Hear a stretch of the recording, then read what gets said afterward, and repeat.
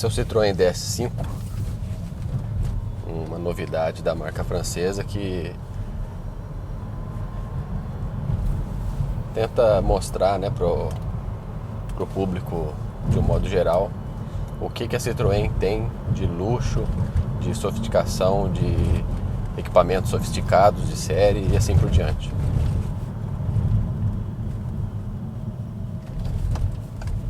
Com certeza ele está numa faixa de preço assim um pouco salgada para a motorização que tem e também para o segmento em que está, né?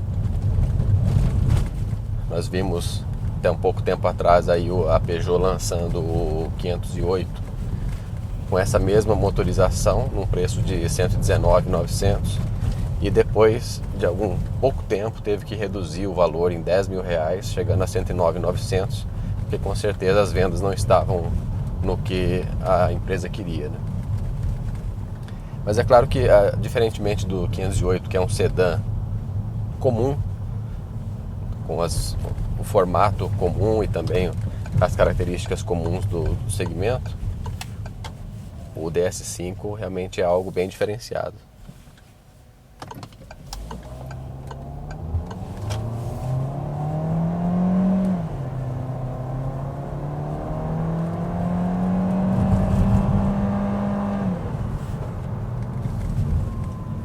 Em termos de desempenho, nós sabemos que esse motor 1.6 turbo de 165 cavalos e também 24 kg de torque é um motor amplamente utilizado pela Peugeot e pela Citroën. E quando o motor é utilizado por vários modelos, acaba tendo aquele efeito, né, de que em alguns entrega um bom desempenho, já em outros nem tanto. O Citroën DS3, que foi o primeiro modelo da Citroën aqui no Brasil a ser equipado com esse motor 1.6 turbo, ele não é um esportivo assim dos mais leves, né?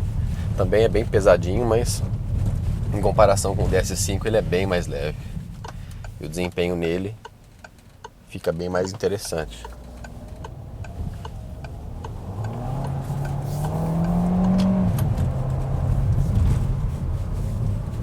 Se no DS3 e também no Peugeot 308 THP um motor 1.6 turbo é algo que entrega uma certa esportividade, no DS5, por causa do peso excessivo, né, de 1.480 kg, quase 1.500 kg, acaba se tornando um motor que não entrega esportividade. Ele sim tem um desempenho melhor do que teria um carro desse peso com um motor 2.0 convencional. A gente tem aí alguns modelos sedãs grandes, né, com motor 2.0, e eles acabam se arrastando pelas ruas, ficam com um desempenho bem ruim. Já o DS5 não, esse motor 1.6 turbo tem uma performance superior, mas também não chega nem perto do que entrega no DS3.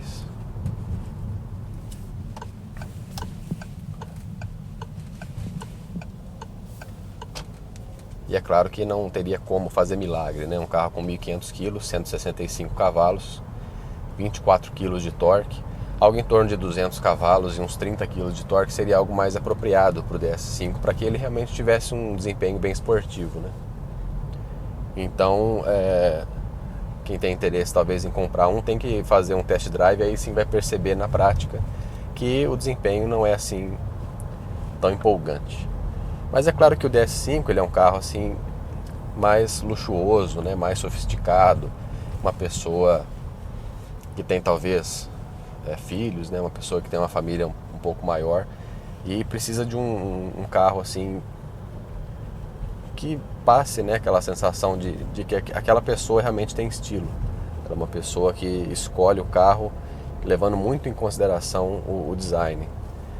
Em algumas profissões isso acaba sendo importante, né? A pessoa precisa ter um carro que reflita também o que ela é, o que ela faz.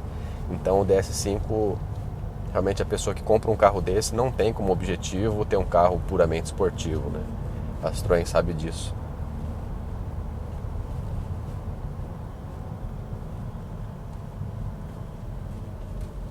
Mas para andar assim na cidade é mais do que o suficiente, sem dúvida.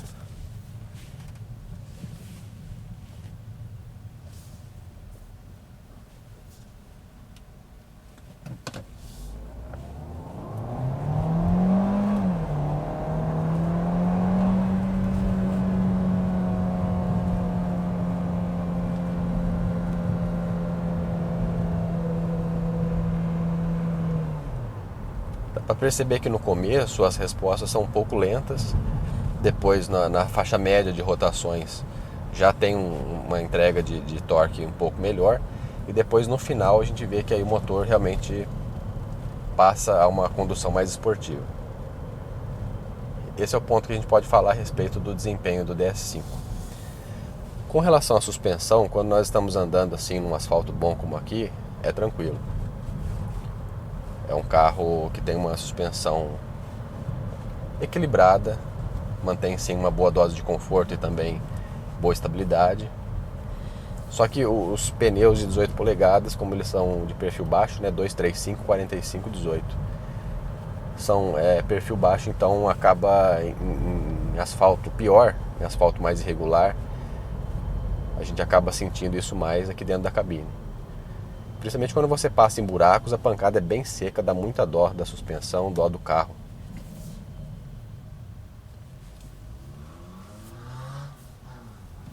Isso também é necessário a pessoa avaliar onde ela vai usar o carro, né? Se ela vai usar na sua maior parte ruas de asfalto ruim, realmente é uma coisa a se pensar. Apesar do fato de que o DS5 oferece um jogo de rodas de 17 polegadas com pneus de perfil mais alto. Existe esse opcional, é um opcional que não é cobrado. É claro, até porque rodas e pneus de 17 polegadas são mais baratos do que de 18, né? É um opcional que você pode colocar, mas aí muitos vão achar que também detrai contra o design de um modo geral do carro, né? Vai ficar aquele carro bem bonito, interessante, mas com aquela roda meio pequena. Para alguns essas rodas aqui de 18 polegadas que ele tem já são meio pequenas, né? O espaço interno aqui é um pouco apertado. Aqui esse console central ele é bem largo, dá só uma olhada. O tamanho dele, né? E em um carro que não tem uma largura de carroceria tão grande assim, né? Existem alguns sedãs grandes que são mais largos que o DS5. Então aí você acaba ficando com um pouco menos de espaço aqui para as pernas. Nada muito exagerado, mas assim, né? Você pode, talvez, ao ver o DS5, imagina que ele vai ter um certo espaço interno, só que o espaço é um pouco menor. Lá atrás também, quem tem mais de 1,75 m acaba pegando a cabeça no forro interno ali do teto.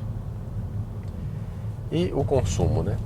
O consumo, o DS3 já tinha conseguido algo em torno de 6,4, 6,5 km por litro na cidade, com gasolina e com ar-condicionado ligado o tempo todo.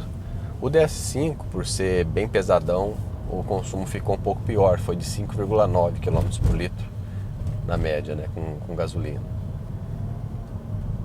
Então aí a gente vê que, por exemplo, se fosse um motor um pouco mais potente, né, com 200 e poucos cavalos, pode ser que o consumo ficasse no mesmo nível, só que com um desempenho melhor. Então aí a gente vê mais um ponto negativo desse motor no DS5, né, que além dele não entregar aquele desempenho todo por causa do peso, o consumo também fica um tanto alto. Mas é isso que a gente tem para falar. É um carro bem interessante no visual, assim. Quem não tem dinheiro para comprar um Range Rover Evoque, com certeza pode comprar um DS5, que aí vai ter um carro quase tão chamativo quanto, mas pela metade do preço, né? Notícias automotivas. Ainda vai acontecer e você já viu aqui.